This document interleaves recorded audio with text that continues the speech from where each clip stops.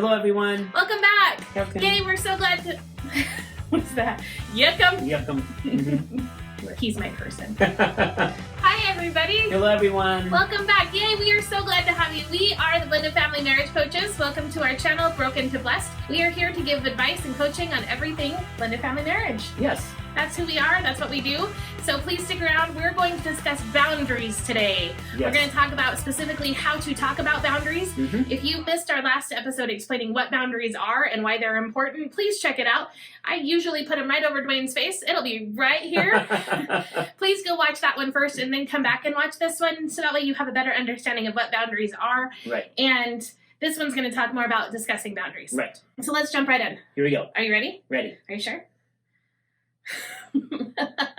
I oftentimes throw him under the bus, and it's hilarious. Oftentimes. So we're going to talk about communicating boundaries. Here we go. Here we go. I want to start with a disclaimer that usually it's best that you can get ahead of this, but oftentimes what happens, why boundaries are formed, is because there's friction. I explained that again in the previous episode, so go watch that one so that you understand more what I'm talking about with the friction. Also, I'm going to use the analogy of a red light, green light game.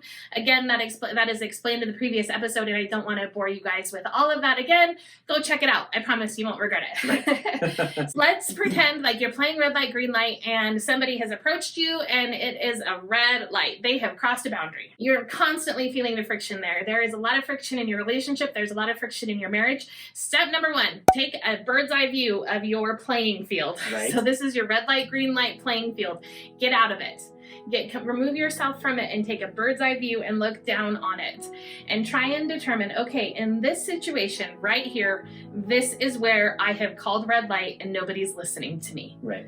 Try to find that trigger point. Where specifically, and it might be multiple, so you might have to go through this with a couple different scenarios, but where specifically is there friction and why is it there? That's the first thing that you have to identify. And the only way to identify that is to pull yourself out of it. You might need to get a friend, you might need to get into counseling, you may need to go to your church, to your pastor and say, help me understand where the friction is, because a lot of times what happens is it starts piling on and you really can't even get back to the core issue where the boundary is being crossed until you can start peeling that away and looking at it from a much bigger perspective. Right. So if you need help doing that, please reach out. Put a question in the comments. We'd be happy to talk to you more about it. If you belong to a church family, we encourage you to get involved with your church.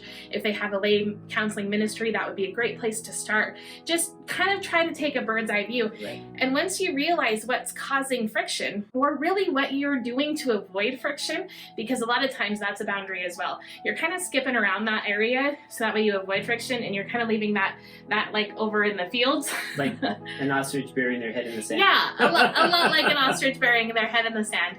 So, and that will also cause friction. Right. So once you guys determine where that is, where the point is, okay, I have called red light and you're still coming at me and it's still happening and I'm not okay with it and the boundary is consistently being crossed. Once you determine where that point of friction is, it's time to address it. This is where things can get sticky, because chances are the person that keeps crossing that boundary doesn't have any idea that that's what's causing the friction in the relationship. And if they do, they're too prideful that they think they're in the right. Right. So both parties are going to have to submit themselves. Right. Whatever you want to call that. I hate that word, just like you guys do. It gives you all kinds of weird feelings.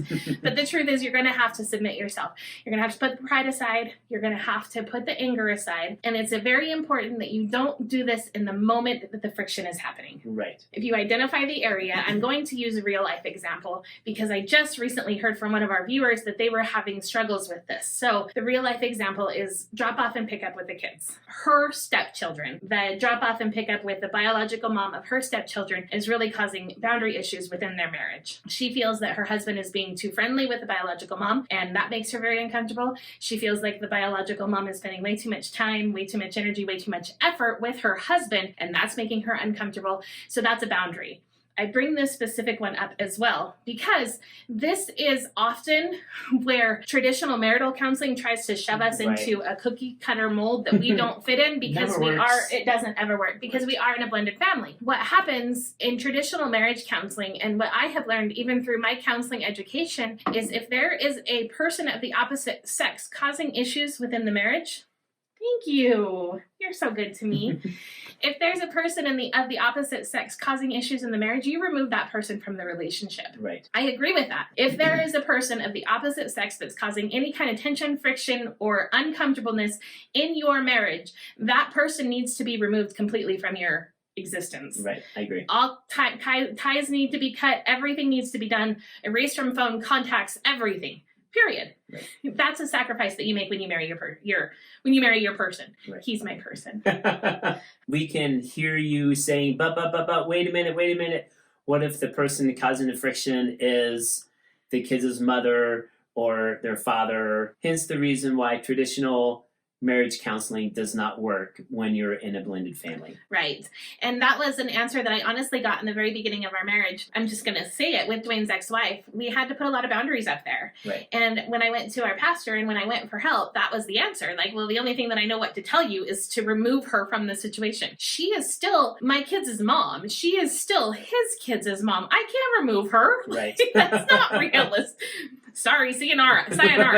And that goes back to the Nacho parenting. Right. That wasn't realistic for our scenario, so we needed to establish a bunch of boundaries. That's why I'm using this scenario as an example. I know there are a ton of other examples in blended family marriages, but this one specifically just comes up a ton. Right. How to handle boundaries with the biological parent of the children that you two are raising together. So from a stepmom standpoint, how to handle boundaries with their mom, and from a stepdad standpoint, how to handle boundaries with their dad. What I suggest to this viewer that actually we were texting back and forth about this situation, is to look at it from a bird's eye view. Right. And don't talk about it. It's so easy to attack when it happens, like right now.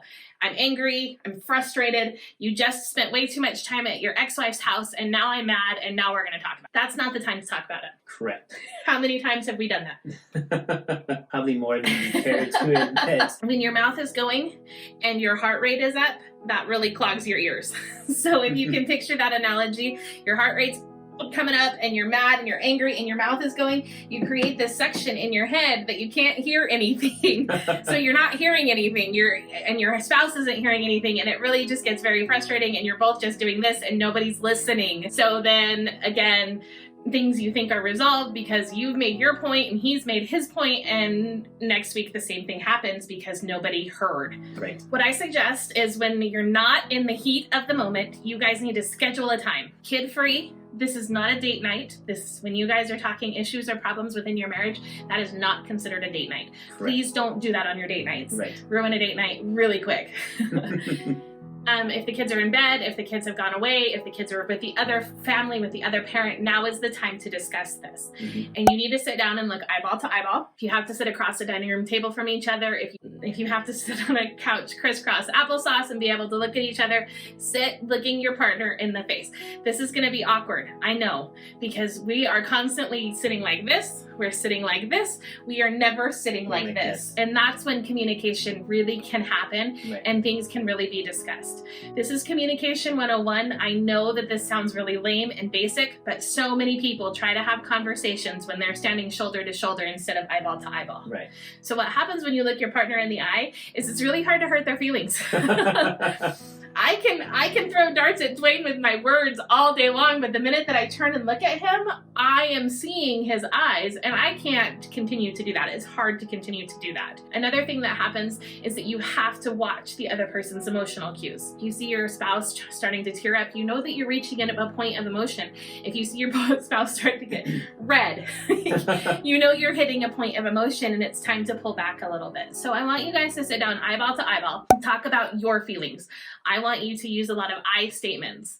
I feel like when this happens, it makes me feel like this. I don't want you to say, when you do this and you do that and you do this, then I'm mad. Bringing this back to the real life that I was talking to a lady about.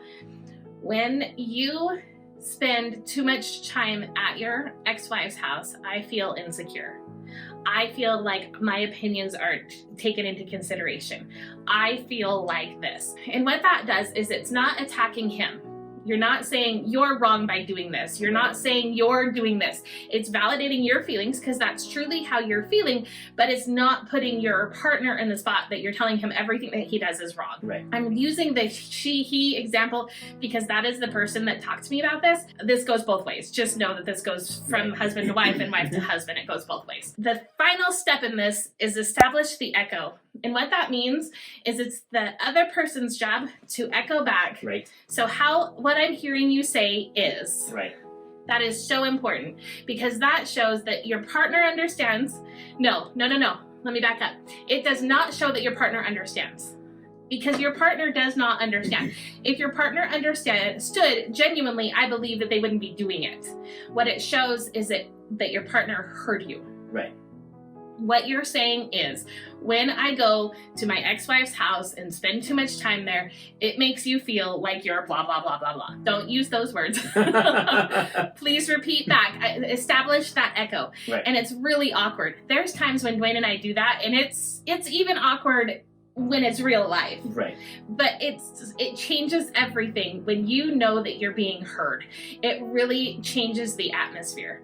So once that's done, you guys have established that point of friction and why it's a point of friction.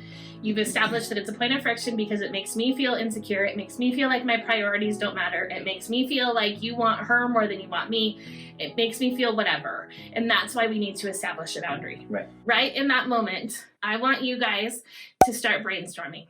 Throw out every idea, every scenario, everything. Nothing's too crazy. From we'll do exchanges by air. We'll drop them out with a parachute from now on. Nothing is too crazy. I'm trying to think of crazy scenarios in this situation. Just come up with every scenario possible that you can do in order to eliminate this point of contention for your marriage. Because the fact is, you can't eliminate the exchanges. The kids still need to go back and forth. Probably parents still need to talk about what's going on in the kids' lives, who's got what homework, who's eaten what, who's thrown up recently. We all know that those conversations have to happen with our ex-spouses, but we need to be able to establish the boundaries there. So again, I want you to just throw everything out there. Talk about it, write it down, do whatever, I don't care, but throw it all out there. Like, what I would rather you do is I would rather you just kick the kids out of the truck as you drive by and say, have a good week, see you next week. Or the husband might say, what I would rather do is never cross her threshold. So all of the conversation happens in the front yard, on the front porch. This is what happened. This is this is that. Exchange the whatever. I will never cross the threshold into my ex-wife's house. That is a realistic scenario. So I want realistic scenarios. I want crazy scenarios. I want all of it written down. So that way you both are putting in ideas that you're both contributing to the solution. Right. If you were to sit down and say, this is how it makes me feel, this is why, and I don't want you ever crossing her threshold ever again. That sounds like it's pretty rough. That's going to cause a whole lot more friction. Instinctively, I think what we do is we're like, well, I'll show her. I'm going to go sit on her couch. Right. And especially if there's friction there, if it makes you feel very uncomfortable, you're going to say things like that, and you're going to naturally do that. But if you together can come up with some solutions, some viable solutions that'll eventually lead to a realistic one, like, I will never cross my ex-wife's threshold. I'll never go into her house. All exchanges happen on the front porch, on the front lawn, whatever. So that way, that's a realistic expectation. Does that make sense? Makes total sense. When you're communicating boundaries, avoid doing it at the time of the friction. Always avoid that because you're just going to end up in a big fight and that's not going to solve anything. Practice safe communication. Eyeball to eyeball. Be looking each other in the eyeball. Talk about your feelings, not their faults. And practice the echo. Echo the other person's feelings back to them. And then finally, brainstorm. Seriously, sit down and brainstorm all of these amazing ideas, all of these crazy ideas. That way you guys together can come up with the solution and it's not just one person dictating what the other person feels and this is what they will do. Right. That is how to establish boundaries.